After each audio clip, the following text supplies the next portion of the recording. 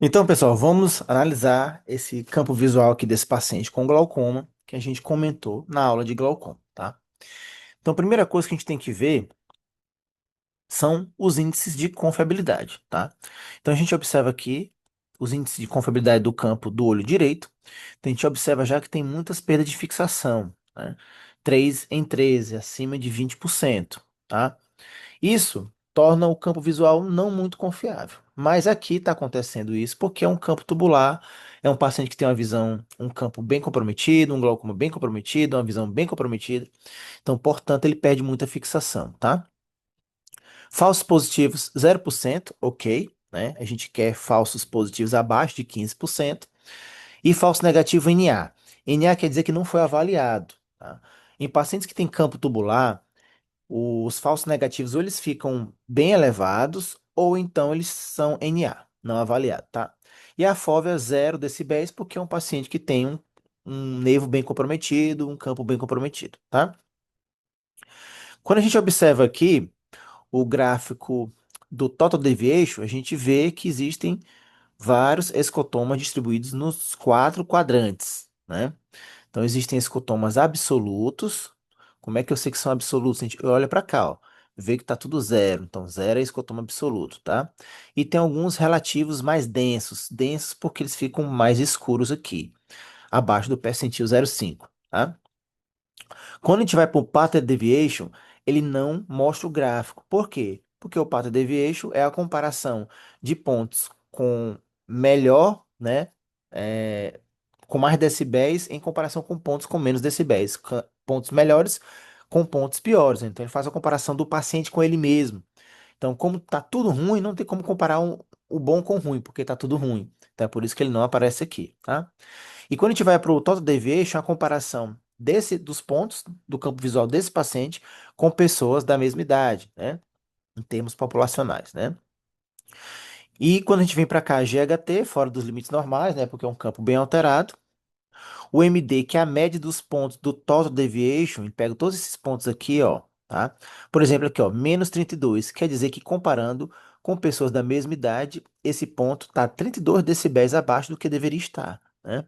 Então, ele pega todos esses pontos aqui e tira uma média, que deu -30, tá? Que é bem alterado, abaixo do percentil 0,5. Quando vai para o PSD, ele está 7,44, né?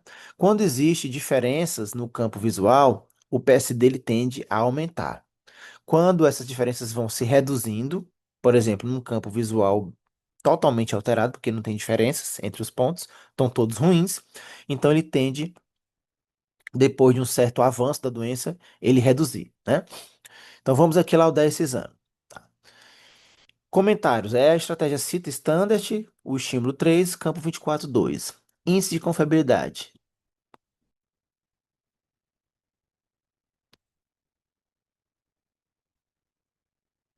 Excesso de perda de fixação, né? A gente viu que tem muita perda de fixação aqui. MD, -30 decibéis. PSD, 7,44. Limiar foveal 0, né? Um campo bem comprometido. O GHT, fora dos limites normais. O VFI 17%. O que que é o VFI? É como se fosse a porcentagem de visão que ainda resta, né? Então a gente pode mostrar para o paciente que, claro que isso é entre aspas, né? Isso não é matemático.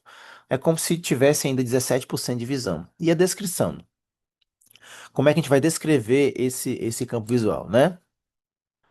Redução do limiar foveal, escotomas relativos densos e escotomas absolutos presentes nos 4 quadrantes, formando o campo tubular com ilha de visão central. Ok? Então é assim que a gente lauda o campo do olho direito. Vamos para o olho esquerdo agora. Então, no olho esquerdo, a gente observa os índices de confiabilidade não teve perda de fixação, falso positivo abaixo de 15%, falso negativo abaixo de 15%, FOVEA 31 decibéis não está zero, né? Embora esteja um pouco reduzido, tá? Porque esse pontinho aqui, ó, coincide com o pontinho de menos 0,5, tá? E aí, quando a gente vai para o gráfico de tons de cinza, a gente vê que existe um escotoma arqueado, completo, porque ele vai até a mancha cega. Então, geralmente começa como um degrau nasal e vai progredindo até acompanhar a mancha cega, né? Essa área preta coincide com essa área aqui de cima, que está tudo em zero, né? GHT fora dos limites normais, VFI 56%, porque ele perdeu metade do campo, que foi o campo de cima, né? Então, é como se tivesse 56% de visão ainda, né? O MD, que é a média dos pontos aqui do Total Deviation, menos 16,14, ainda abaixo do percentil 0,5, que é alterado, né? E o PSD você vê que está maior do que no campo do olho direito, 13,93. Por que que está maior? Porque existem grandes diferenças entre o M campo superior com o inferior, né? E o PSD, ele faz essa diferença, né? Assim como o Path Deviation. Quando a gente olha o Total Deviation, a gente vê que tem escotomas nos quatro quadrantes. Aí o Path Deviation dá uma melhorada. Ele desconsidera a opacidade de meios, como alterações de córnea, catarata, e ele mostra os escotomas mais concentrados no hemicampo superior, né? Certo? Então ele pega os melhores pontos desse campo e compara com os piores, para poder ter essa diferenciação aqui, tá? Então, na hora de laudar, como é que a gente vai colocar, né? Os índices de confiabilidade, eles são aceitáveis, não tem alteração. O MD, menos 16,14. O PSD, 13,93.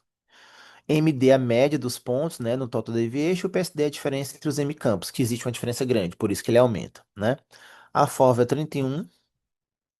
O GHT fora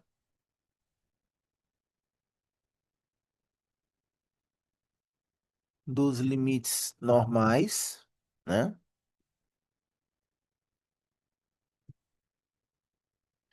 O VFI, porcentagem de visão, né? 56. E a descrição. Existem escotomas absolutos, a gente vê, ó, que é zero, mas também existem alguns escotomas relativos, ó, 3, 14, né? Então, como é que a gente vai descrever, né? A gente pode colocar que existem escotomas relativos nos quatro quadrantes, que a gente vê aqui, ó, pelo path deviation. Esse daqui embaixo, ó, a gente compara para cá e a gente vê que ele não é zero. Então, eles não são absolutos, eles são relativos, né? Então, a gente pode colocar escotomas relativos presentes nos quatro quadrantes, certo? E escotomas absolutos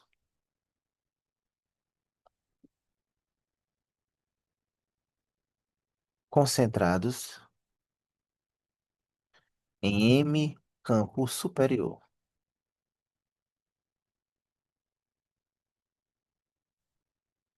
formando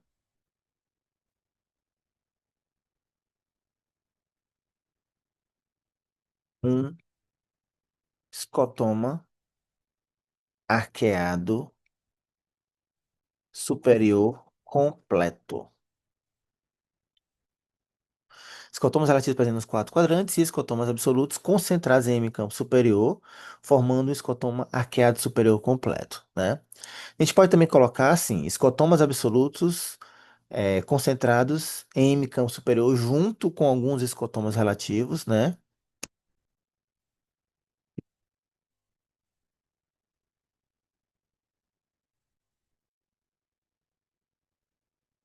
Formando o escotoma arqueado superior completo. Pronto. Então a gente já descreveu tanto o olho direito como o olho esquerdo.